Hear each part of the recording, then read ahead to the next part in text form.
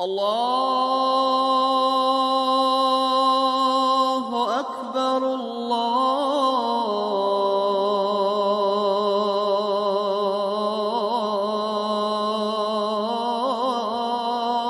أكبر. بسم الله الرحمن الرحيم. السلام عليكم ورحمة الله وبركاته. Waalaikumsalam. بسم الله والحمد لله والصلاة والسلام على رسول الله سيدنا محمد بن عبد الله وعلى آله وصحبه ومن تبعهم إلى يوم القيامة. أما بعد. Jemaah salat zuhur yang berbahagia, pemerintah sudah menetapkan Idul Adha jatuh pada hari Minggu tanggal 10 Zulhijjahnya hari Minggu. Sementara teman kita, saudara kita Muhammadiyah menetapkan hari Sabtu.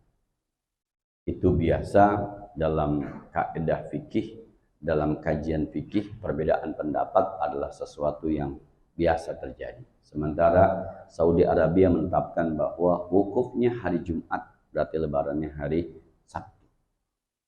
Nah, kita yang nggak paham, awam tentang masalah itu sudah ikut yang aman saja. Apa kata pemerintah? Kecuali mau nyali libur duluan, nggak apa-apa. Supaya hari Sabtunya libur, Minggunya libur. Ikut Muhammadiyah. Jamaah salat zuhur yang berbahagia, sejarah kurban itu sebenarnya banyak pengambilannya.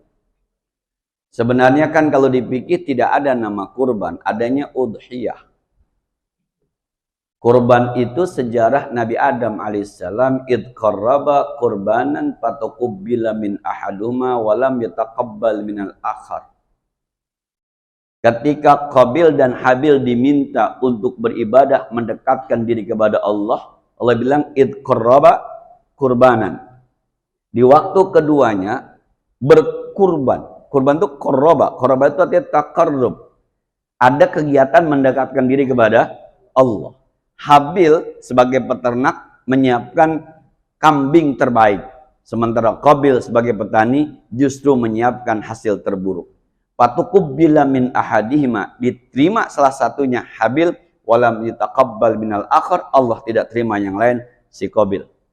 Dari situlah dikenal kata kurban. Bukan kurban yang kita pahami sebagai ibadah penyembelihan kambing di 10 Zulhijjah, 11, 12, 13. Yang itu tuh Nabi tidak menyebut kurban, Nabi menyebutnya dengan udhiyah. Dhahan Nabiyyu sallallahu alaihi wasallam. Kalimatnya begitu.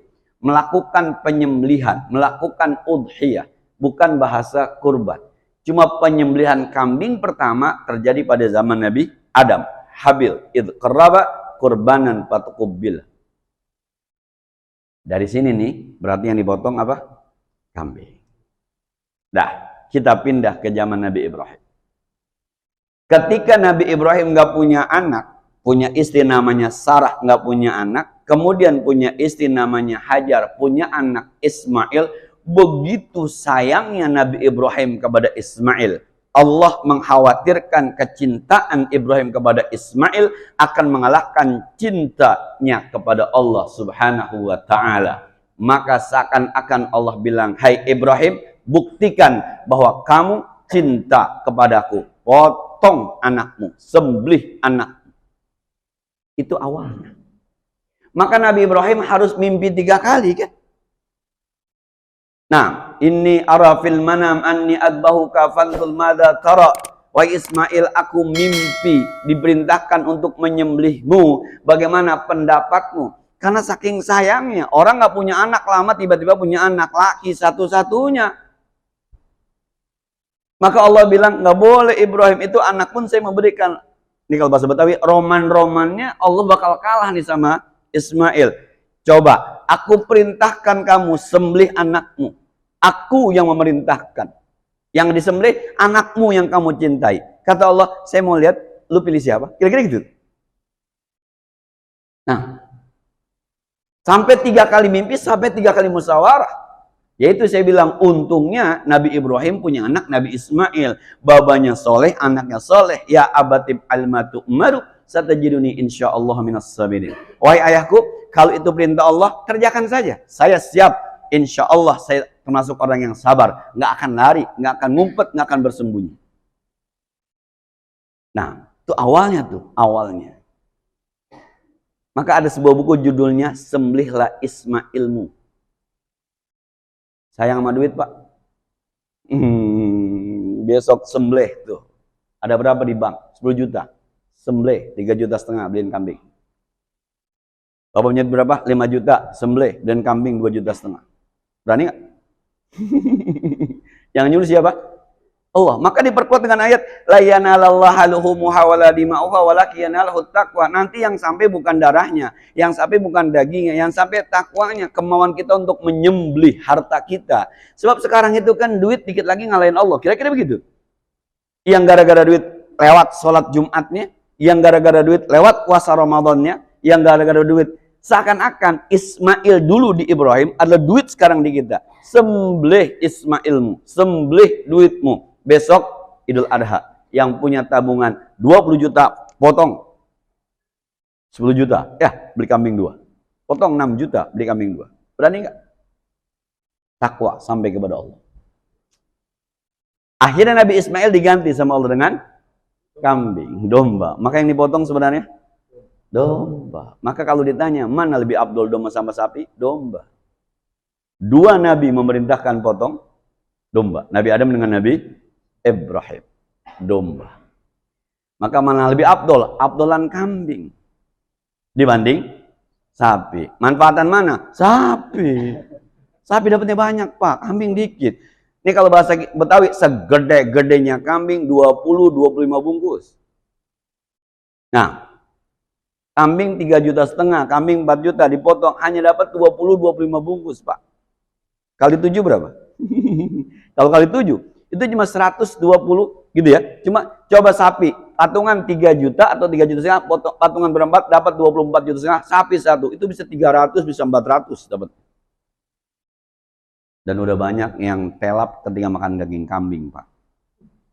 Makan kambingnya pagi, sorenya telap. Tapi banyak orang yang tidak telap makan daging sapi. Dah. Loh, lalu kapan Pak Ustadz muncul sapi? Zaman Rasulullah Shallallahu Alaihi Wasallam. Nah ini juga nih, lihat. Yang dari yang pertama, yang kedua. Cerita tentang Nabi Adam, cerita tentang Nabi Ibrahim. Ini nggak ada cerita soal kambing berapa, sapi berapa, kambing buat 1 orang, sapi 7 orang. Nggak ada cerita begitu, nggak. Muncul syariat zaman Rasulullah Shallallahu Alaihi Wasallam. Sebenarnya Rasulullah tidak menyatakan begini nih, secara eksplisit Rasul nggak bilang begini. Sapi 7 orang, onta 7 orang, kambing 1 orang. Nggak, Rasul nggak begitu. Ini pemahaman ulama dari berbagai macam teks hadis. Yuk, kita buka hadisnya. Yang pertama, riwayat dari Sayyidina Jabir bin Abdullah mengatakan, naharna, kami dulu menyembelih. Dan Nabi SAW, di zaman Nabi, pada zaman Nabi SAW, al-badanata, onta lisab'atin untuk 7 orang, wal baqarata, dan sapi lisab'atin untuk 7 orang. Dari situ kemudian ulama mengatakan, sapi 7 orang. Gitu ya. Kemudian onta 7 orang, kerbau 7 orang. Bahkan dia bilang kerbau nggak masuk sebab nggak ada dalilnya. Ada juga begitu tuh. Nabi nggak pernah motong kerbau. Iya, Nabi nggak di Semarang. Iya, Nabi nggak ada waktu itu kerbau di sana, nggak ada. Jamus tuh nggak ada. Nah, maka ulama menggunakan pakai kias. Kias nggak boleh. Zaman Nabi tidak ada kias. Zaman Nabi jangan tata kias, ilmu hadis juga belum ada. Zaman Nabi, bapak-bapak belajar tafsir zaman Nabi belum ada tafsir. Bapak-bapak belajar fikih zaman Nabi nggak ada fikih. Ini bid'ah semua nih. Udahlah, jangan begitulah. Jadi yang kerbau 7 orang berdasarkan hadis itu. Dah. Tapi di hadis lain ini ada riwayat dari Abi Ayyub Al-Ansari. Dulu kami menyembelih. Ada yang nyembelih sapi, ada yang nyembelih kambing, bahkan ada yang syatil wahidah, seekor kambing untuk semua keluarga. Jadi Mas Nasib beli sapi itu potong niatnya buat keluarganya. Pak Suroto beli kambing 1 potong niatnya buat sekeluarga. Maka ada yang bilang, yang penting korban, mau sapi, mau kambing, berapa kayak terserah. Kenapa begitu tuh? Nah, Nah ini nih ditarik. Maka mazhab Syafi'i pakai yang kambing 1 orang, sapi atau onta atau kerbau 7 orang. Mazhab Maliki nggak begitu. Ente mau 1 rame-rame, please silahkan, monggo. Mau sapi sendiri, monggo. Yang penting judulnya adalah 10 Zulhijjah, 11 Zulhijjah, 12, 13 harus ada yang disembelih. Terserahlah caranya bagaimana. Keluarga besar, bani gitu ya, zamannya lagi zaman banyak bani nih. Misalnya ada keluarga besar, dulu bapaknya namanya Ayub, Bani Ayub gitu ya. Ini kalau korban nggak kuat sapi, kalau korban nggak kuat kambing, tapi kalau dia patungan nih cucu-cucunya patungan kuat, beli kambing 2, orangnya ada 20, ya wes pokoknya kambing 2 buat semua. Menjadi ribet akhirnya ketika kita itu menggunakan mazhab dalam tanda petik campuran antara mazhab Syafi'i dengan adat istiadat. Tahu istiadat, Pak? Orang awam tuh kagak ngerti, Pak. Kalau yang namanya niat di hati tuh kagak ngerti orang awam. Kayak tadi Bapak sembahyang kan, usolli fardhu zuhri, itu kan lafaz niat, bukan niat. Orang awam nggak ngerti mana lafaz niat, mana niat. Pokoknya kudu usoli aja. Yang kagak usoli kagak sah. Imam kalau nggak usoli, Muhammadiyah pokoknya. Padahal teman-teman Muhammadiyah, teman-teman NU sepakat. Mazhab sepakat yang namanya niat di hati. Yang mau lapaskan silahkan, yang kagak dilapaskan silahkan. Yang penting hatinya. Tadi niat sembahyang zuhur enggak? Niat. Selesai. Maka akhirnya kambing dinamain, sapi dinamain. Ada 7 orang di leher sapi, ada nama-namanya. Ya kan, digantung leher sapi itu. Bahkan yang patungan kadang-kadang, sapi gua mana? Sapi gua mana? Patungan 1 nama pakai sapi gua. Nah, kan kalau teman kita 1, 2, 3, 4, 5, 6, 7 patungan beli sapi 1 ekor, saya yang motong. Sebenarnya yang niat saya apa teman-teman yang 7? Yang 7, ngapain juga saya sebutin namanya? Mas Nasib niat buat siapa terserah, niat buat siapa terserah niat. Bahkan kadang saya nggak niat, pokoknya saya penting kurban sesuai dengan hadis yang tadi. Mas Nasib patungan 1 buat keluarganya masih oke. Tugas saya penting nyembelih, bismillahirrahmanirrahim. Tugas saya jangan pakai nawaitu anu yang buat sobo jangan sobo. Bin taruh tuh di bawah. Udah begitu namanya dibungkus, ditaruh di leher sapi yang udah dipotong. Apa lagi ini? Aduh. Dah. Jadi sebenarnya Bapak mau pakai yang mana dah? Yang penting kurban gitu. Udah jangan ributin mazhab. Yang penting kurban, ngeribut-ributin mazhab akhirnya kagak kurban juga. Pak, saya mau pakai yang 1 kambing 1 orang, maka saya 7 orang 7 kambing, monggo silahkan, itu lebih baik, itu lebih abdol. Pak, saya mau yang sapi 7 orang, saya patungan, silahkan, itu juga baik. Yang penting ada yang. Jangan datang, Pak, kupon buat saya mana? Kok saya belum dapat kupon? Di sebelah sono, Pak, ada tetangga masjid nggak dapat kupon, marah-marah, Pak. Itu pengurus masjid buta kali ya. Rumah gue di samping nggak dapet, coba di Jakarta. Udah kagak kurban, kagak dapat kupon, marah-marah. Nah, kan tugasnya tugas kita semua berkurban. Fasholli li rabbika wanhar. Fasholli, salatlah kamu, menyembelihlah kamu. Siapa yang disuruh? Semua. Sesuai dengan kesanggupannya. Maka tadi itu dari zaman Nabi Adam, zaman Nabi Ibrahim, pokoknya bukan soal dagingnya, bukan soal darahnya, tapi mau nggak kita kurban, mau nggak. Maka pernah saya sampaikan, patungan aja nih kalau yang nggak sanggup beli kambing, duitnya nggak ada, kebetulan anak masuk sekolah, kan gitu ya. Yang anak masuk sekolah, yang pada kuliah, yang daftar ulang, waduh boro-boro beli kambing, tapi 200.000 mah saya punya. Ya yuk kumpulin 200.000, 200.000 kali 20 orang kan 4 juta Pak, dapat kambing 1. Jangan dinamain, berantem itu. Udah potong aja, yang penting di kambing itu ada kita. Yang sampai adalah takwanya potong. Bagikan kepada orang miskin, jangan bagikan kepada yang patungan. Ini 20 orang patungan, lu sebungkus. Itu mah tadi ke pasar aja beli masing-masing. Berikan, artinya di situ ada uang kita. Lagi-lagi lah, la yanalallaha luhumuha. Udah gitu. Ya, jadi kalau kita simpulkan Pak, yang pertama, yuk sembelih isma ilmu. Sekarang yang kita suka apa? Mobil, motor. Yang punya motor 3 sayang banget, jual 1, tukar sama kambing. Itu baru nyontek Nabi Ibrahim. Yang punya tabungan 10 juta, potong 3 juta, beliin kambing. Itu namanya menyembelih Ismail. Yang punya bini 4,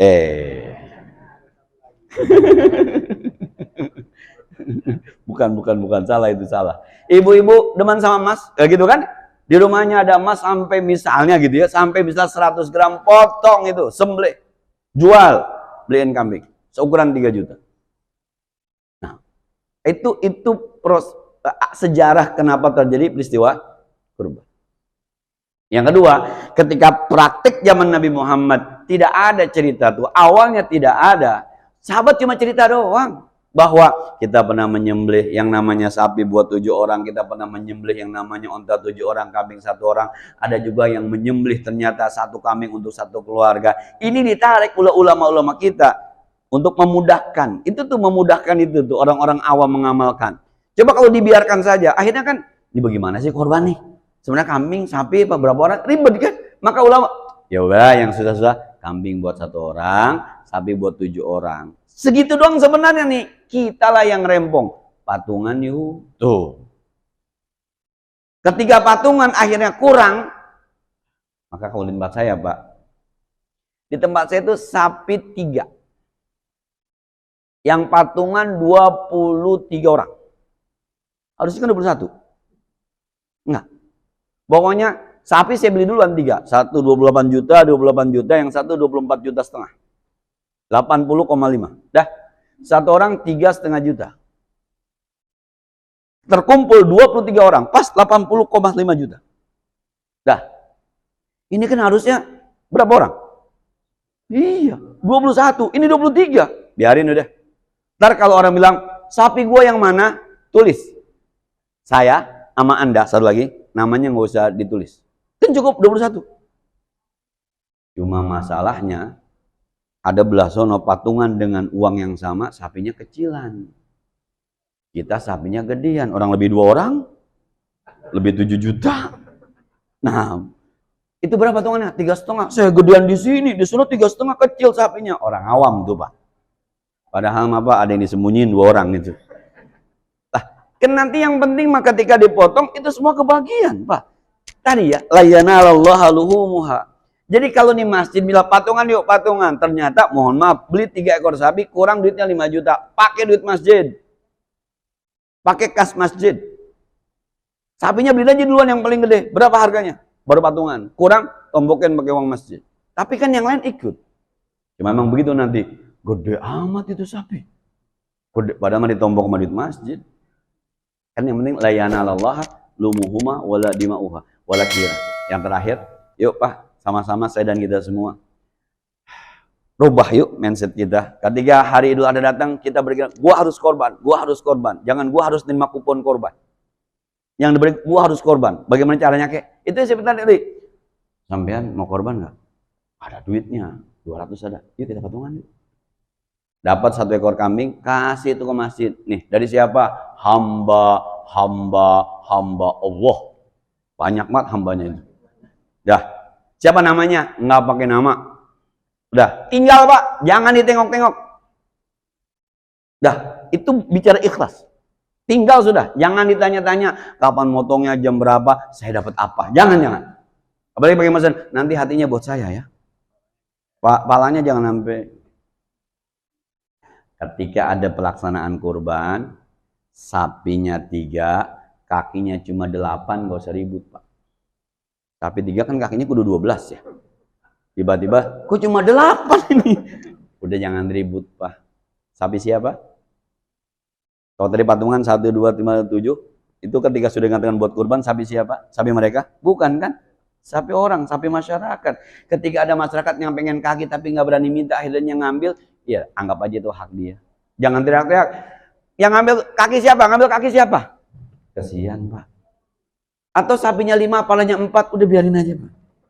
Itu keajaiban dunia. Tiap tahun ada aja begitu. Udah, biarin aja. Karena itu juga kan tetap nanti akan dibagikan kepada masyarakat. Saya Pak, di tempat saya, ini sekedar sharing aja. Dulu sering begitu tuh. Jadi sapinya 2, kakinya 6, yang 2 hilang, ribut.